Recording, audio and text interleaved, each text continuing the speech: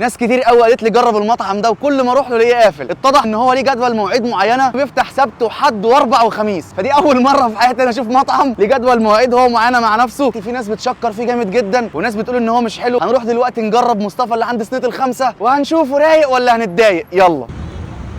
الساندوتش ده كان ب 40 جنيه. لفت انتباهي ان هو بيروح جاي عامل كميه كبيره، وتلاقي ناس كتير اول ما هو بدا يعبي راحت الناس جايه من المنيو مره واحده، ما اعرفش طلعوا منين. بعيدا عن ان المكان يبان ان هو صغير، لكن ما شاء الله ريحه الاكل كانت جامده جدا. اللي يعرف بقى اسم عم مصطفى اللي الناس قالته لي اكتبه لي في الكومنتات. ده شكل الساندوتش، مليان ماليه بسم الله ما شاء الله. هلا هلا هلا.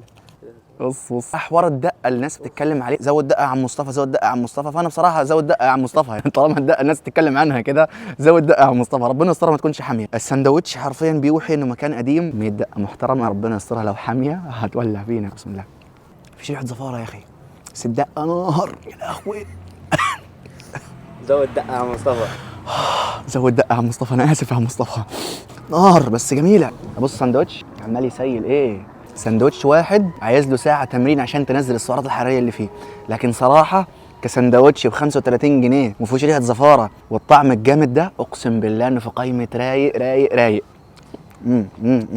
الدقة حلوة. شكلي احب الحامي انا بسبب عم مصطفى. كفاية كده عم مصطفى في قايمة رايق. ما تنسوش صلوا على النبي وتجربوه. استنوني في فيديوهات جديدة. سلام.